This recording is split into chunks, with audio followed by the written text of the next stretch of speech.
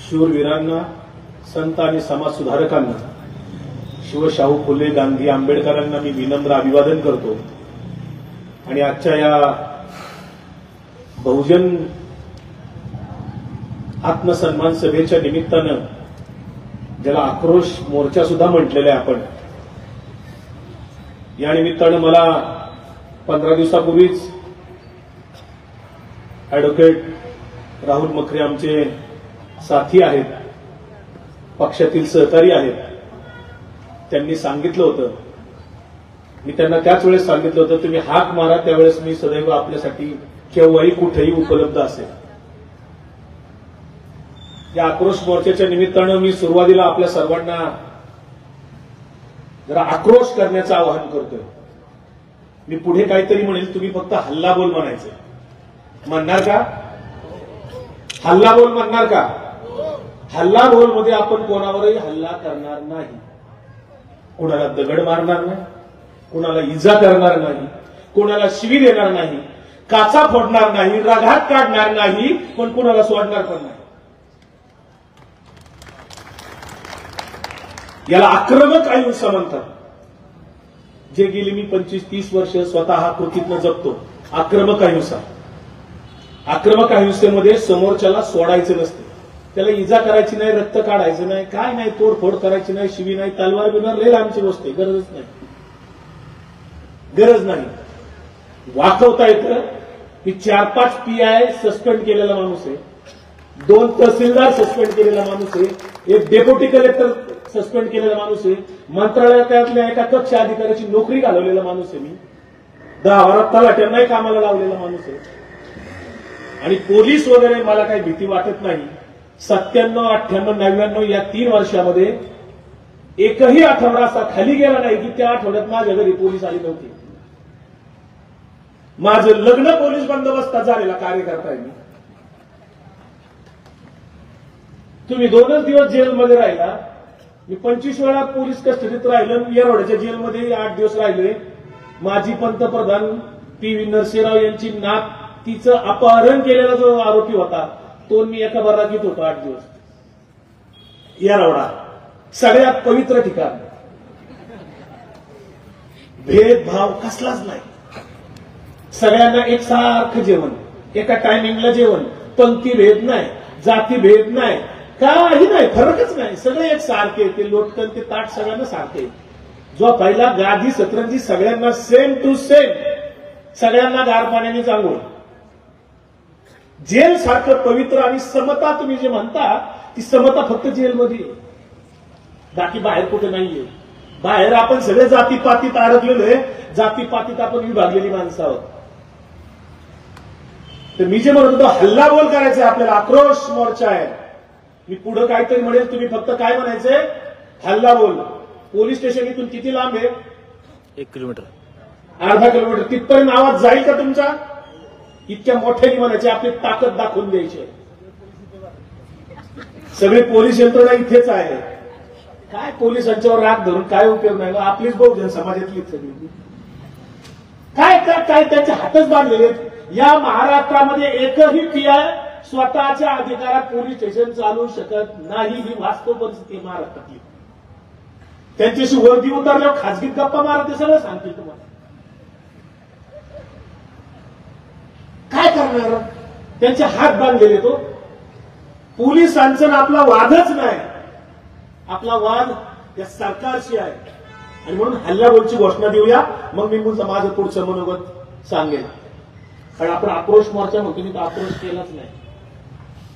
हल्ला बोल, हल्ला बोल, हल्ला बोल, हल्ला बोल, अरे जास्त बोल, अरे इकडून बोला, सगळं बोला, बोलला ताई, अरे बोल जवाना, टोपी वाले, रिक्षा वाले, गाडी वाले, पोलीस वाले, टेलर वाले, वड्या वाले, चहा वाले, फोटो वाले, सगळे बोला।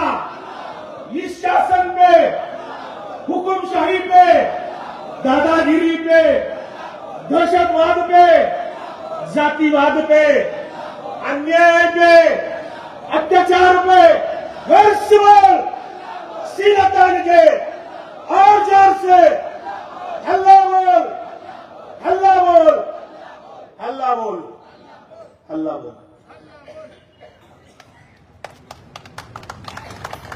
हा हल्ला बोल आपल्याला जिवंत ठेवायचा.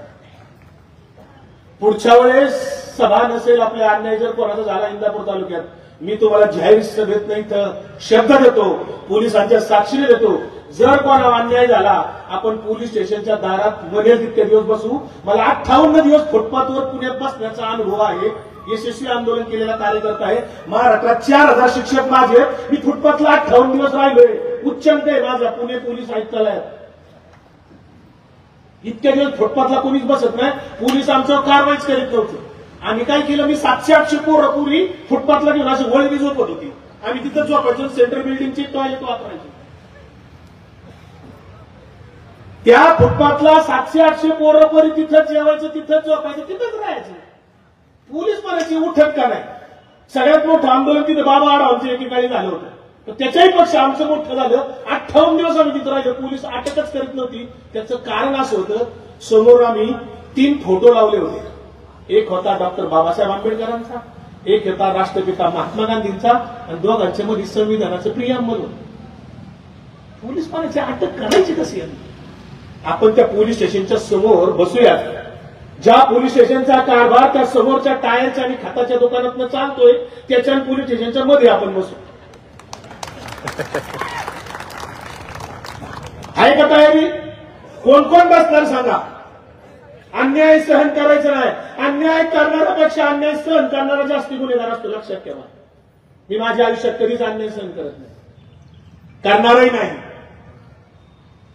जगद्गुरु तुकाराम महाराज म्हणाले, विष्णुमय जग वैष्णवांचा धर्म, भेदा भेद भ्रम अमंगळ. याच इंदापूरच्या नगर परिषदेतल्या याच प्रांगणातलं कृष्णा काटेंनी 2 वर्षापूर्वी जगद्गुरु तुकाराम महाराजांच्या पालखीत माझं इथं प्रवचन झालं. छोटी क्लिप आहे, 6 मिनिटाची का 5 मिनिटाची. ती प्रचंड व्हायरल झालेली, लाखो लोकांच्याकडे ती महाराष्ट्रावर फिरते. ती याच जागेवरच आहे बघा, तुम्ही ती पाण्याची केंद्र मांडल्या तिथली. माझं प्रवचन झालं होतं, 2 वर्ष झालं. समता आपण म्हणतोय, ही जी काही अन्यायाच्या कथा आपण सगळ्या आधीच्या वक्त्यांनी वाचल्या, तुमच्या पत्रकात मांडलेल्या आहेत, या अन्यायाची मालिका आत्ताची नाहीये, त्या महिन्यातली 6 महिन्यातली नाहीये. गौतम बुद्धांपासून ती सुरू आहे, चार्वाकापासून सुरू आहे, अरिस्टॉटल पासून सुरू आहे, सॉक्रेटिस पासून सुरू आहे. आपल्या सगळ्या संतांना छळलेले. जगद्गुरु तुकाराम महाराजांच्या आधीपासून 12व्या शतकांपासून नामदेव महाराज म्हणले, यारे यारे लहान थोर भलते याती नारी नर. तेव्हा म्हणले ते याती म्हणजे शूद्र, नारी नर सगळे. समतेचं आव्हान त्यांनी त्याच वेळेस केलं. जगातलं पहिलं कीर्तन पंढरपूरच्या वाळवंटात करावं लागलं. याचं कारण असं, मंदिरात येऊनच घेत नव्हते. पंढरपूरला लोक जातात, चोखोबाची समाधी पहिली बाहेर आहे. चोख व्हावं लागतं, मग मंदिरात जावं लागतं. पहिलं चोख व्हायचं, कारण चोखोबाला स्पर्श केला जात नव्हता, चोखोबाला मंदिर प्रवेश नव्हता. आमच्या संतांनी प्रचंड हाल अपेष्टा सहन केलेल्या आहेत, तितके हाल अपेष्टा आपण सहन करू शकत नाही. ज्ञानेश्वर महाराजांच्या आईवडिलांना देहांत प्रायचित्त करायला लावलं, ते काय मुसलमानांनी लावलं का? एकनाथ महाराजांना छळलं, ते काय मुसलमानांनी छळलं का? चोखोबांना मारहाण केली, ती कुणी केली? मोगलांनी केली का? जगद्गुरु तुकाराम महाराजांच्या गाथा बुडवणारे कोण होते? मुसलमान होते का? कुणी तुकोबांचा अपमान केला? कुणी छळलं? ज्या छत्रपती शिवरायांना आपण इथं वंदन केलं, त्या छत्रपती शिवरायांच्या राज्याभिषेकाला विरोध करणारी पिलावळ कोण होती? छत्रपती संभाजीराजांची बदनामी करणारी पिलावळ कोण होती? संभाजीराजांनी हत्तीच्या पायाखाली कोणाला दिलं? डॉक्टर बाबासाहेब आंबेडकरांना धर्मांतर करायला का लागलं गेलं? का बौद्ध धर्माची दीक्षा घ्यावी लागली? कुणामुळे घ्यावी लागली? मुस्लिमांच्यामुळे घ्यावी लागली का? ज्या महात्मा क्रांतीसूर्य महात्मा ज्योतिबा फुले आणि सावित्रीबाई फुले यांच्यामुळे माता भगिनी ते बसू शकतायत, त्या सावित्रीबाई फुले आणि महात्मा फुल्यांना छळणारे कोण होते? कुणी सावित्रीबाईच्या अंगावर शेळीची खलदगड मारलं होतं? राष्ट्रपिता महात्मा गांधींचा खून करणाऱ्या अवलादी कोण होत्या? मुस्लिमांनी खून केला का महात्मा गांधींचा? पानसरे, कलबुर्गी, दाभोळकरांचा खून करणारे कोण होते? तीच पिलावल, त्याच अवलादी आजही बहुजन समाजाच्या अज्ञानाचा, बहुजन समाजाच्या फाटाफुटीचा, बहुजन समाजाच्या गटबाजीचा फायदा घेऊन ते राज्य करतायत. त्या प्रवृत्तीला विरोध करायचं काम गेले हजारो वर्ष सुरू आहे. ते आपल्याला करावंच लागेल. देवेंद्र फडणवीस रोज खोटं बोलतात. हा माणूस म्हणला होता, विदर्भातल्या लोकांना सांगितलं होतं की स्वतंत्र विदर्भ जोपर्यंत होत नाही तोपर्यंत मी लग्न करणार नाही. सांगितलं होतं. युट्यूबला काढून बघा. मी एकही शब्द माझ्या पदरचा बोलत नाही. केलं ना लग्न? त्या वहिनी गाणं म्हणतात ना, आणि आम्हाला सांगतात महिलांनी पदर घेतला पाहिजे, महिलांनी हिंदू संस्कृती जपली पाहिजे. फडणवीस साहेब वहिनींचं कसं काय? वहिनी एवढं मानले देवेंद्र फडणवीस रोमॅन्टिक नाही. युट्यूबला काढून बघा. मी पदरचं बोलत नाही. हा काय प्रकार आहे? आणि आम्हाला संस्कृती सांगता. ज्या मनुस्मृती विरुद्ध आपण लढतो, बोलतो, ती मनुस्मृती लिहिणारा भृगू होता बरं का. हे आता सांगतात मनुस्मृती अंगलट आली ना यांच्या, रोज म्हणतात तेव्हा ते मनु क्षत्रिय होता. आपण ते भृगूने लिहिली ना. भृगू ऋषी कोण होता? त्या मनुस्मृतीतली 2 श्लोक मी तुम्हाला इथं मुद्दामून वाचून दाखवतो. कारण कोण आपल्या लोकांना वाचायचीच वेळ नाही हो. लायब्रऱ्या वच पडल्या हो. इथं शिका, संघटित व्हा, संघर्ष करा म्हणतो आम्ही. बाबासाहेबांची आम्ही आरती करायला लागलो. गौतम बुद्धांनी मूर्ती पूजा नाकारली, त्या बुद्धांच्याच मूर्त्या करून आम्ही त्यांची पूजा करायला लागलो. बाबासाहेबांच्या आरत्या केल्यानंतर बाबासाहेब समजणार नाही. छत्रपती शिवरायांच्या आरत्या सुरू केल्या त्या संभाजी भिडेंनी. देवत्व दिलं की आपली जबाबदारी संपली. तुम्ही देव होता, आम्ही देव नाही. तुम्ही देवावतारी होता, तुम्हाला जमलं, आम्हाला जमणार नाही, असं आपण म्हणतो आणि आपली पळवट काढतो. काय म्हणतीस? मनुस्मृतीतला एक श्लोक तुम्हाला मुद्दाम वाचून दाखवते. ते तुम्हाला माहित पाहिजे. का विरोध करायचा मनुस्मृतीला? या डॉक्टर बाबासाहेब आंबेडकरांनी संविधान दिलं, त्या संविधानाच्या पहिल्या दिवसापासून आरएसएसने विरोध केलेला आहे. त्यांच्या ऑर्गनायझर नावाच्या मुखपत्रात त्यावेळेस जाहीरपणाने त्यांनी सांगितलं हे संविधान आम्हाला नकोय, आम्हाला मनुस्मृतीवर आधारित देश चालवायचा. हे 1950 साली आरएसएसने त्यांच्या मुखपत्रात जाहीरपणे लिहिलंय. 55 वर्ष देशाच्या स्वातंत्र्यानंतर तिरंगा यांनी फडकावला नाही. आणि आता पत्रकार परिषद न घेणाऱ्या, पत्रकारांना घाबरणारे देशाचे पहिले पंतप्रधान नरेंद्र मोदी म्हणतात हर घर तिरंगा. 55 वर्ष फडकावला नव्हता. त्या मनुस्मृतीत असं म्हटलं,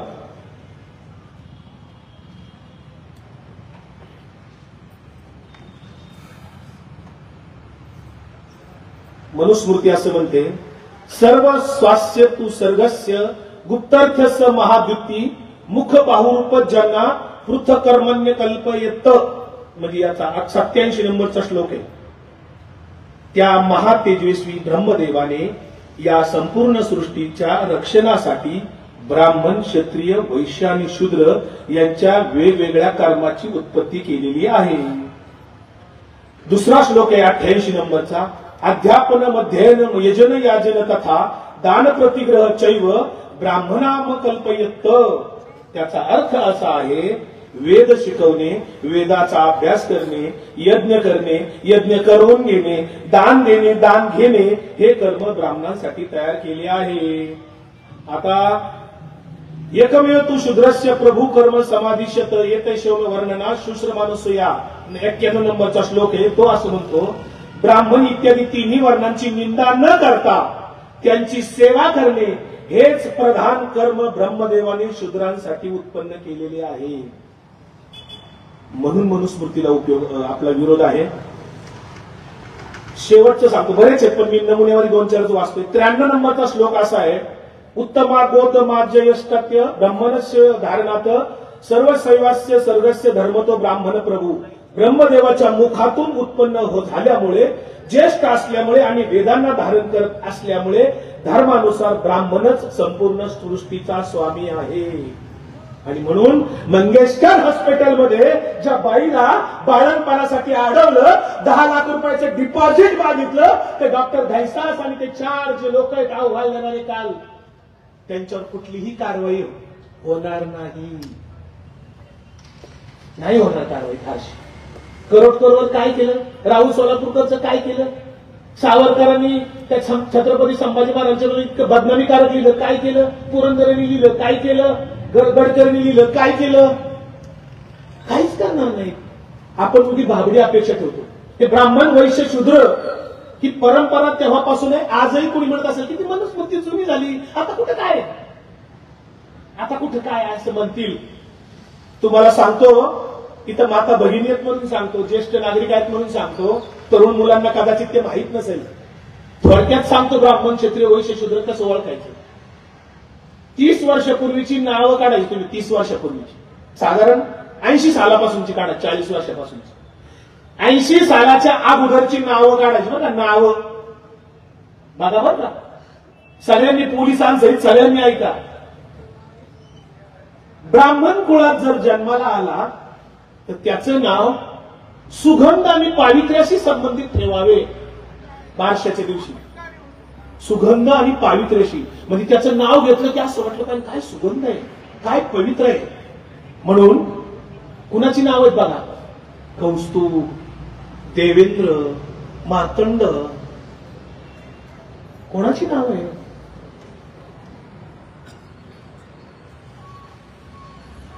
क्षत्रियाच्या घरात जर जन्माला आला तर त्याचं नाव असं ठेवायचं की दुसऱ्याला भीती वाटली पाहिजे नाव घेताच. किंवा असं 2 बुकीचा का असं ना वाळा पिरतीला, त्याचं नाव असं ठेवायचं की त्याचं नाव ऐकणाऱ्याला तिकडूनच लांबून भीती वाटली पाहिजे. क्षत्रियाच्या घरात जन्माला आलं की त्याचं नाव ठेवलं जातं संग्राम सिंह, रणजित सिंह, विक्रम सिंह. वाळा पिरतीला का असं ना, पण विजय सिंह, जय सिंह पुढचा आधीच गावा ना पाहिजे. आणि वैश्याच्या कुळात जर जन्माला आला, वैश्याच्या 4 वर्ण येते, तर त्याचं नाव हिरे माणिक मोती पाचू याच्याशी संबंधित ठेवायचं, जेणेकरून ऐकणाऱ्याला सोपाटलं पाहिजे हा कुबेराच जणू काय, हा प्रचंड श्रीमंत असेल. म्हणून आजही वैश्यांची नाव बघा, 80 झाला सुद्धा जायची गरज नाही. माणिकचंद, हिराचंद, रूपचंद, कोणाची नाव आहे. एखादा माणिकचंद कांबळे आहे का. रूपचंद भरणे आहे का एखादा. हिराचंद पाटील आहे का एखादा. नाही. आणि शूद्राच्या कुळात वर्णात जर जन्माला आलाच, बारशाचा पताच नाही हो. कशाचं बारसण, कशाचं नाव ठेवायचं, कुठं जन्मला तेही माहित नसतं. जन्मतारखाही नोंदलेलं नाही. निम्म्या महाराष्ट्राचा वाढदिवस 1 जूनला असतो. असा हात लावला की म्हणले झालं 5 वर्षाचं तुझ्या शाळेत. कानाला हात लागला. जे शूद्र भारताच्या लोकसंख्येमध्ये 72% आहेत, त्या शूद्राच्या वर्णामध्ये, शूद्राच्या कुळामध्ये जर जन्माला आला तर त्याचं नाव असं ठेवलं जायचं की त्याची स्वप्न मिली पाहिजे. त्याचं नाव घेताच त्याच्या नावामध्ये असा काहीतरी कमीपणा ठेवायचा. तो कितीही विद्वान असला, किती शूर असला, किती बलदंड असला, तर त्याच्या नावात कमीपणा येईल असं काहीतरी ठेवायचं. म्हणून जुनी नावं काढून बघा. शूद्राच्या कुळातली नावं अशी आहेत: दगडू, किरू, कचरू, बारकू, लहानू. ते 6.5 फुटाचा का असं ना, पण लहानू नाव ठेवायचं. कचरू. आता कचरू नाव ठेवलं, तो जरी किती मास्टर डिग्री IT मध्ये जरी सर्व्हिसला असला, पण कचरू नाव वाचलं कशी मुलगी त्याच्यावर प्रेम करेल हो. ती म्हणेल कचरू, कचरू बरोबर कसं काय प्रेम करणार. किरू, इंदापुरात नाव आहेत काही. किरू नावाचं कोणी आहे का नाही.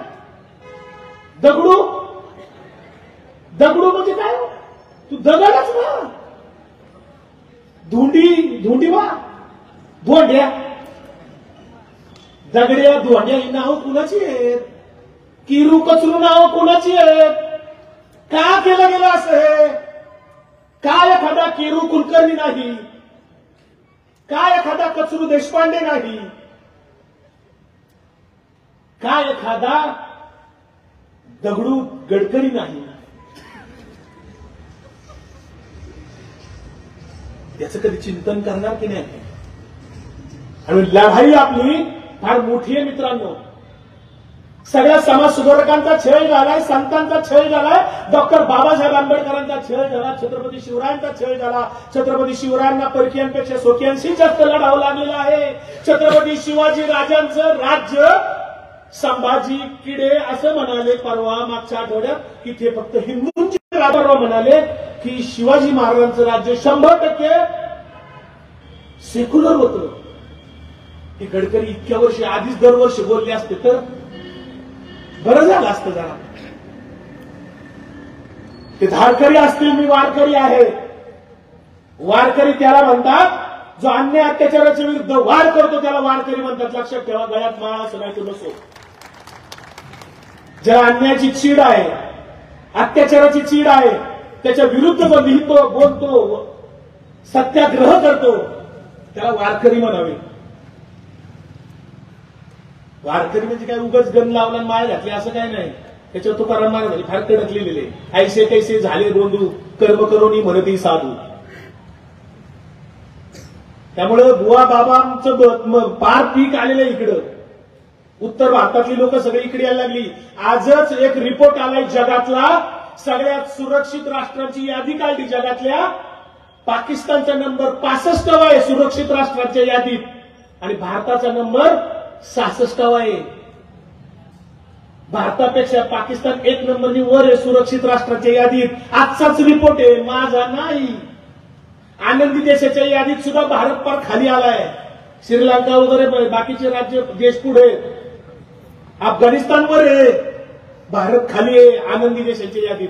बेरोजगारी प्रचंड आहे. बेरोजगारी याच्यासाठीच ठेवायच्या आहेत. देव देश धर्माच्या रक्षणाच्या नावाखाली ते दंगलखोर तयार करायचे आणि ते खून मारामाऱ्या. गुन्हेगारी कधी वाढते? जेव्हा 2 हाताला काम नसतं तेव्हा गुन्हेगारी वाढते. आणि या भारतीय जनता पार्टीला इथं बेरोजगारी हवीच आहे, कारण दंगली घडवायच्या. नागपूरला दंगल घडली, तशा दंगली याच्या आधी वारंवार घडल्या. हे बेरोजगारांच्या हातून हे घडवायचे. दंगलीमध्ये कधी मास्टर माइंड सापडत नाहीत. कोरेगावच्या दंगलीचा उल्लेख झाला. कोरेगाव भीमाची दंगल झाली 1 जानेवारीला. त्याच्या आधी 2 दिवस 30 डिसेंबरला माझ्या फेसबुकवर आजही काढून बघा, मी पोस्ट केली होती तिथं दंगल घडणारी म्हणून. 2 दिवस आधी नांगरे पाटील मला म्हणते तुम्ही कसं काय आधी लिहिलं, तुम्हाला कसं काय कळलं? म्हणजे तिथे संभाजी भिडे आणि तो पुण्यातला मिलिंद गोटे सारखा त्या ओढून तुळापूरला येतोय. कोरेगाव पासून माझं गाव 15 मिनिटाच्या अंतरावर आहे. म्हणजे ते सारखे इथं वर्ष 6 महिने झाले येतात. माथी भडकवण्याचं काम सारखं चालू आहे, ब्रेन वॉशिंग. त्याच्यामुळे इथं दंगल होणार हे मला वास येत होता. दंगल अचानक घडत नाही. यांनी काय केलं? कधी मराठ्यांना सांगितलं दलित तुमचा शत्रू आहे, दलितांना सांगितलं मराठा तुमचा शत्रू आहे. दिल्ली लावून 58 मोर्चे निघाले. मराठ्यांच्या पदरात काहीच पडलं नाही. त्यातल्या 13 मागण्या होत्या. ते जमलं नाही. मग आता काय केलं? मागच्या इलेक्शनच्या आधी 19ला ते केलं मराठा दलित. 24च्या आधी काय केलं? मराठा ओबीसी केला. ओबीसींना सांगितलं मराठा तुमचा शत्रू आहे, मराठ्यांना सांगितलं ओबीसी तुमचा शत्रू आहे. 2 इकडे मंत्रिमंडळातले निम्मे मंत्री इकडे जात होते, निम्मे इकडे जाते. दोघं आग लावित होते आणि ओबीसी मराठा एकमेकांचे शत्रू बनले होते. एकमेकाच्या दुकानात सुद्धा जात नव्हते. अशा पद्धतीने दलितांच्यात सुद्धा आता फूट पडण्याचं काम चालू आहे. मी महाराष्ट्राचा दौरा करतो, महाराष्ट्रात कानाकोपऱ्यात फिरतोय. अकोला जिल्ह्यामध्ये अक्षरशः बौद्ध दलित आणि हिंदू दलित असा वाद आहे. बौद्ध दलिताला जर तिकीट मिळालं तर हिंदू दलित त्याला मतदान करत नाही. फोडा आणि राज्य करा हे भारतीय जनता पार्टी आरएसएसचं नीती तत्व राहिलेलं आहे. त्याला आपण बहुजन समाजातली माणसं बळी पडतोय. सत्याग्रह नावाचं शास्त्र राष्ट्रपिता महात्मा गांधींनी जगाला दिलं. ते सत्याग्रहाच्या शास्त्राच्या आधारे या तालुक्याचं प्रशासन सरळ करायचं काम आपल्या खासदार सुप्रियाताई सुळे यांच्या मार्गदर्शनाखाली आणि नेतृत्वाखाली आपण सगळेजण मिळून लढूयात एवढं लक्षात ठेवा. मी सदैव तयार आहे तुमच्याबरोबर यायला. काय आमच्याकडे गमावणार आहे? काय ईडी सीबीआय 100 वेळा येऊ दे आमच्याकडे, काय आमच्याकडे न्याय आहे? आम्ही आशयिक लढायला तयारच आहोत. राहुल मखरेंच्यावर जो अन्याय झालाय, इथल्या पोलीस स्टेशनच्या पीआयनी खरं तर मला इशारा द्यायचा नाही, मी आव्हानात्मक बोलणार पण नाही, तर पीआय साहेब जेव्हा वेळ येईल ना तेव्हा तुम्हाला वाचवायला तुम्हाला आदेश देणारे कुणी येणार नाही. तो ज्यांच्या आदेशावर तुम्ही इथं काय काम करत असाल, कर्तव्य कसुरी करत असाल, सत्याची चाल नसेल तर पोलिसांची गेलेली नोकरी वाचवायला पुन्हा कुणी येत नाही. हो, वापरून घेतात. हो, तुमचा कुणीतरी वापर करत असेल कोकणे साहेब, जरा आत्मशोध घ्या. तुम्ही स्वतःचा वापर होऊ देऊ नका. पोलीस स्टेशनचा एक इन्चार्ज पोलीस ऑफिसर हा तिथला एक व्हाईसरॉय सारखा असतो, त्याला कोणाचीच गरज नसते. तिथला पीआय वाटेल त्या गोष्टी त्या पद्धतीने त्याच्या हद्दीत करू शकतो. एवढे अधिकार आहेत सीआरपीसी वगैरे, इंडियन पिनल कोड, आता ते भारतीय न्याय संहिता आहे, अधिकार तिथे जे राज्याचा गृहमंत्री करू शकत नाही तो इथला पीआय करू शकतो. हा पीआय चार्जशीट अजून गेलं नसेल, अजूनही खोटा रिपोर्ट, खोटी केस होती असा रिपोर्ट कोर्टाला ते चार्जशीट मधून देऊ शकतात की तपासामध्ये काहीच निष्पन्न झाले नाही, सदरची खोटी असल्याचं निदर्शनास येते, ते कोर्टाला दाखवू शकतात. त्यामुळे इथल्या पीआयना मी विनंती करतो, मखरे साहेब हे वैचारिक लढा लढतायत, सांस्कृतिक लढा लढतायत, समाजाच्या हितासाठी लढतायत आणि म्हणूनच देवेंद्र फडणवीसांनी जनसुरक्षा विधेयक नावाचा नवा कायदा आणून घातलाय. याच्यासाठीच आणलाय की समाजात कुणी चळवळ केली नाही पाहिजे, समाजात कुणी अन्याय अत्याचाराच्या विरोधात लढलं नाही पाहिजे. अर्बन नक्षलच्या नावाखाली एक जुलमी कायदा जो ब्रिटिशांनी सुद्धा आणला नव्हता, अशा पद्धतीचा जुलमी कायदा फडणवीस आता घेऊन येत आहेत. त्या कायद्याला सुद्धा आपण विरोध करतोय, केला आहे आणि करावा लागेल अजून मोठ्या संख्येने, तीव्रतेने लढावं लागेल. 29ला पुन्हा एकदा आपल्याला तयार राहावं लागेल, आपल्या विचाराचं सरकार त्या ठिकाणी आणावं लागेल. कारण हे जे सरकार आहे भारतीय जनता पार्टीचं, हे राज्यघटनेला मानणार नाही. काही जण म्हणतात, अजितदादा सारखं म्हणतात, संविधानाला कुणी धोका देत नाही. संविधानाला धोका म्हणजे कसा देतात? ते लचकी तोडायचे. हो, कुणी कान कापायचा, कुणी डोळा काढायचा, कुणी बोट तोडायचं, कुणी पाय मोडगाळायचा, जखमा करून टाकायच्या. हो, तुम्ही जे पत्रकात छापले हे सगळे मुद्दे जे आहेत हे संविधान मोडीत काढण्याचाच प्रकार आहे. मस्ताजोगचा सरपंच काय किंवा परभणीची घटना काय किंवा अन्य ठिकाणच्या घटना किंवा कुणाल कामराची केस काय, अभिव्यक्ती स्वातंत्र्य आता धोक्यात आलेलं आहे. मी व्हिडिओ बनवला होता, त्या व्हिडिओचा राग आला धारकऱ्यांना, म्हणले तुम्ही आमच्या संभाजी भिडे गुरुजींना असं का म्हटला? मी काहीच म्हणलं नव्हतं. मी म्हणलं जसं तिकडे काही आतंकवादी संघटना जसं आतंकवादी घडवतात धर्माच्या नावाने, तसं इकडं हा प्रकार सुरू आहे. आता हे काय धार्मिक भावना दुखवण्याचं माझं वाक्य होतं का? पण तरी सुद्धा आमच्या इथल्या पोलीस पीआयनी समोरच्या लोकांची साधी एनसी दाखल केली आणि माझ्यावर धार्मिक भावना दुखावल्याचा गुन्हा दाखल केला. केस कोर्टात गेली. कोर्टाने विचारलं काय पुरावा आहे दाखवा. पोलिसांना काही दाखवता नाही आलं. ही लढाई जाईल आता हायकोर्टात कदाचित, खोटा गुन्हा दाखल केल्याचं. तुम्हाला सुद्धा जावंच लागेल. शासकीय यंत्रणेच्या काही कायद्यांचा, काही गोष्टींचा आपण वापर करूया. ह्युमन राईट्स पासून लोकशाही दिनापर्यंत सगळ्या कायद्याचे जे काही तरतुदी आहेत आपल्याकडे, जी काय हत्यारे आहेत, जी काय प्रावधानं आहेत, त्या सगळ्याचा आपण वापर करूया. ह्युमन राईट्स पासून सगळीकडे मानवी हक्क आयोगाकडे दखल घेतली जाईल इतकी आपण त्याची पूर्व तयारी कायद्याने लढूया. पेन ही तलवारीपेक्षा जहाले, लक्षात ठेवा. तलवारीला सुद्धा मागं सारतो पेन. ही तलवार आहे. माझ्या खिशाला 24 तास असते, मला खिशाला पेन नसेल तर करमत नाही. कधीही कुठे अर्ज लिहिता आला पाहिजे. तुम्ही सगळे अर्ज लिहायला शिका पाहिजे. खरंच सांगतो, कागद आणि पेनाला यंत्रणा घाबरते. 10 रुपयाचं तिकीट टाका धरून, माहिती अधिकाराचा अर्ज आजच उद्या वापरायला सुरुवात करा. 10 रुपयाचं तिकीट लागतं फक्त. इथल्या पोलीस स्टेशनला अर्ज टाका. राहुल मखरे यांच्या विरुद्ध अशी केस टाकली होती. त्या तपास अधिकारी कोण आहे, त्यांची स्टेशन डायरी, काय तपास केला, कुठं तपास केला, कशा पद्धतीने केला, चार्जशीट तयार झालं का, गेलं का, असे 10-12 प्रश्न टाका. आज एकाचा अर्ज की उद्या परवा दुसऱ्याचा अर्ज, 100 अर्ज, 200 अर्ज, जाऊ द्या पोलीस स्टेशनला. कुणावर तुमच्या गुन्हा दाखल होणार नाही. माहिती नाही मिळाली तर अपील करा वरती डीवायएसपीकडे. लोकशाही दिनात पण अर्ज टाका. लोकशाही दिनाचा रिपोर्ट डायरेक्ट राज्यपालला आहे. तहसीलदारचा लोकशाही दिन पाहिला, तिथे न्याय नाही मिळाला, जिल्हाधिकाऱ्याचा लोकशाही दिन तिथे न्याय नाही मिळाला, विभागीय आयुक्ताचा